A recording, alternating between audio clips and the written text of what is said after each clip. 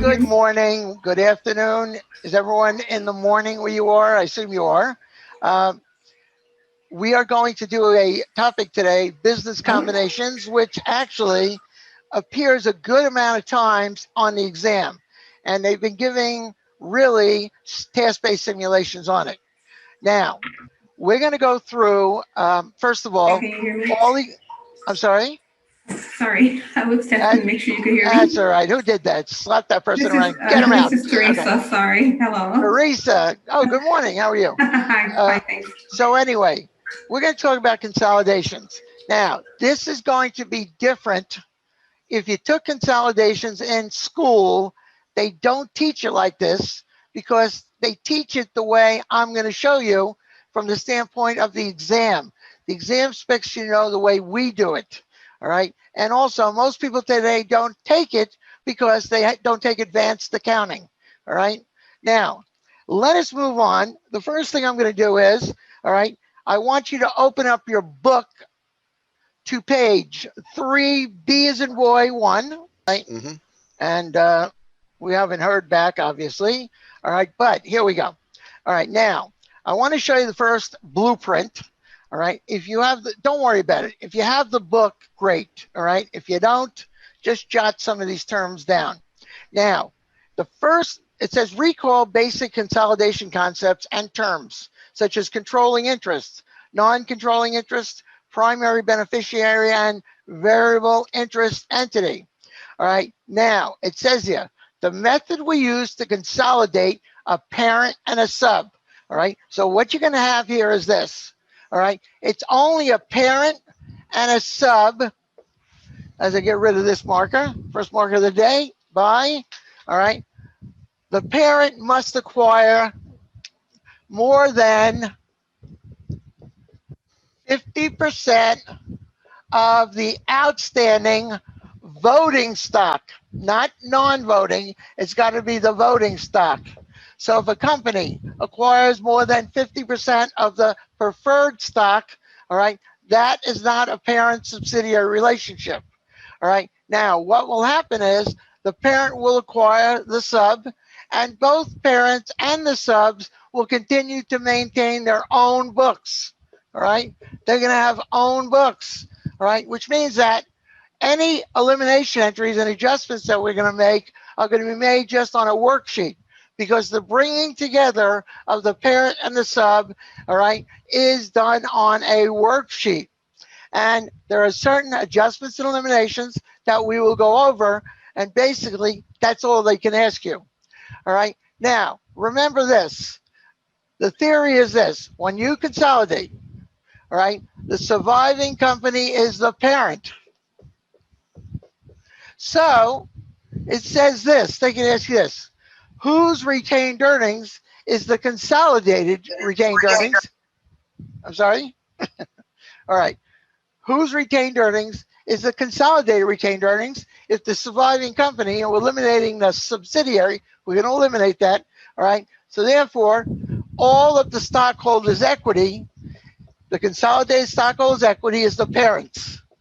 So if they say to you, all right, what is the consolidated retained earnings? It's the retained earnings of the parent, all right? What is the consolidated dividends paid? It's whatever the parent paid during the period. It's just the parent, because remember, dividends paid is a reduction of retained earnings. All right, so remember, surviving company is the parent. And we're going to make all these intercompany eliminations and adjustments, because remember, the parent and the sub are really the same company. All right, but you cannot make a profit selling to the sub because it's yourself. And if the subsidiary sells anything to the parent, if there's any profit or loss on the transaction, it must be eliminated, all right? Because you cannot show making a profit to yourself, which means from the parent to the sub, or the sub to the parent. So any accounts that are on the subsidiary's books or the parent's books, all right, if they involve some type of relationship between the two companies, they have to be eliminated on the worksheet. All right, you don't eliminate them on the parent's books or the sub's books. Okay, now if they say to you, all all right, that the company is the acquirer, all right? Let's look at this, all right? The acquirer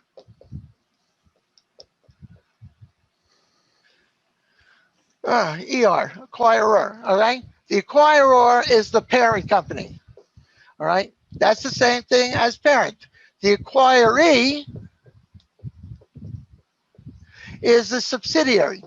Now, you don't have to worry about that because they'll tell you, you see the questions, they'll tell you that, all right, Bill Company acquired 60% of Tom Company. So you know that Bill is probably the parent company, all right? Now, the method we use is called the acquisition method. And in the acquisition method, we're going to bring the companies together and eliminate intercompany eliminations and adjustments on a worksheet. That's what you'll see, all right? And you could have another type of acquisition, all right, which they generally don't ask on the exam. It's called an asset acquisition, all right? Now, this is called just an acquisition, what we're going to do today. But if a company has an asset acquisition, they are actually buying the assets of the company that they're acquiring, all right? And those assets of the company they're acquiring are going to go on the books of the company that's buying them, all right? So eventually, that company that they're buying goes out of business, all right? That's called an asset acquisition, all right? But this is not an asset acquisition. This is just the acquisition method, or as they call it, a business acquisition, where the parent is not really acquiring the assets of the sub, the liabilities, and therefore, all right, remember, if the entries are made on a worksheet, it's called a what? Business acquisition or just an acquisition. All right, now going down on the bottom, all right, we have a controlling interest. All right, if the parent owns more than 50% of the stock of another company, the parent has a what?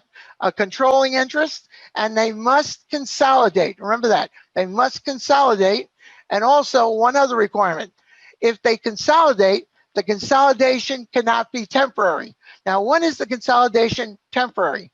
If the parent acquires a sub that's going through bankruptcy, all right, you're not going to combine them or consolidate them because the sub will be gone probably by the end of the year. So it has to be permanent control. Remember that. And it's only owning more than 50% of the stock, not the non-voting stock. All right. The non-controlling interest, if you had this in school, you might have called it minority interest. It's no longer called minority interest. This is a non-controlling interest. And this is when another company owns less than, let me start again. Another company owns 50% or less of the subsidiary. All right. They are the non-controlling interest. All right. Now, here's a term.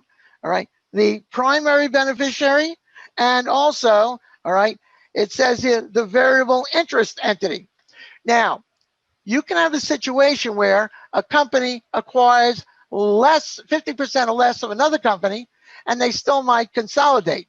All right. Now, that's because the relationship was a primary beneficiary and a variable interest entity. Now, let's read the definition here. The primary beneficiary has a controlling interest, but not by owning more than 50% of the common stock. So this is the way you can control the company, all right, not own more than 50%. Now, go down to the last sentence of this paragraph. The primary beneficiary, all right, will have control of the company, I just put those words in, if they guarantee that they will absorb the losses of the variable interest entity.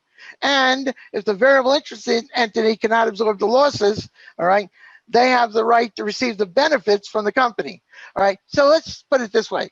Let's assume that I am General Motors, all right, and there's a car company called the Rent-A-Wreck Car Company, okay? All right, now, they are suffering terrible losses, but Rent-A-Wreck has all this fancy new technology that I could use.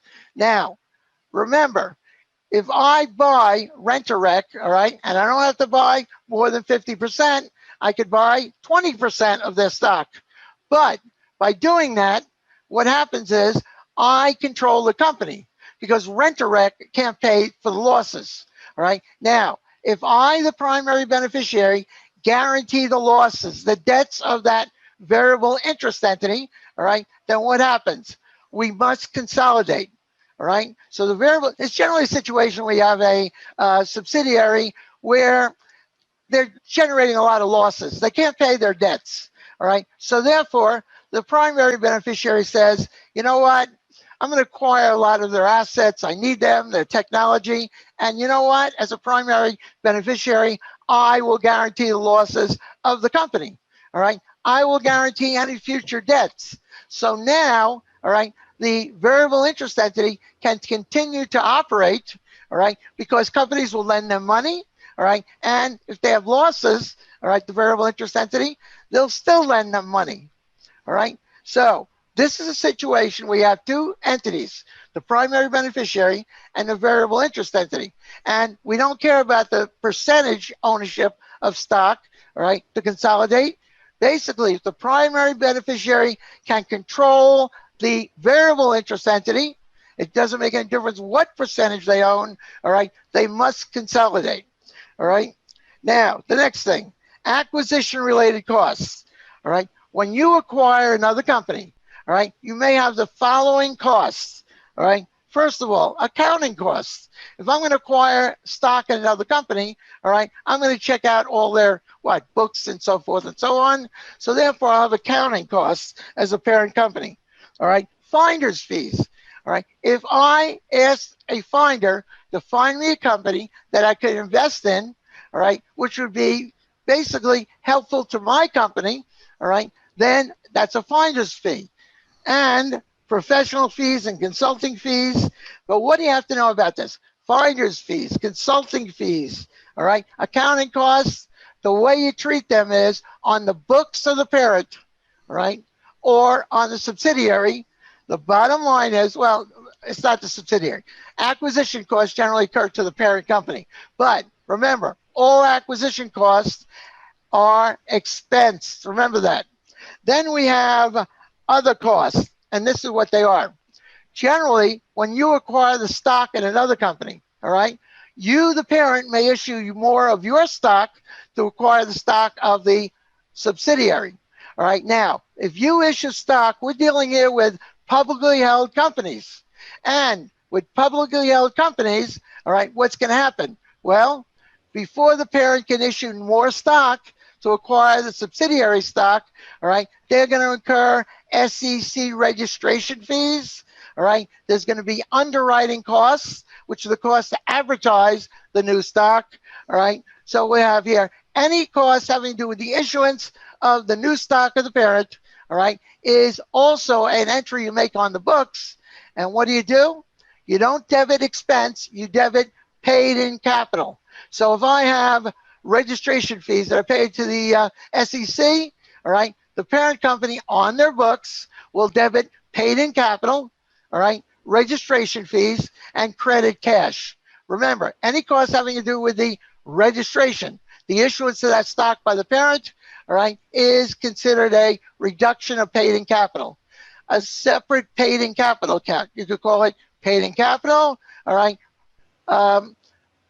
SEC fees, that type of thing, okay?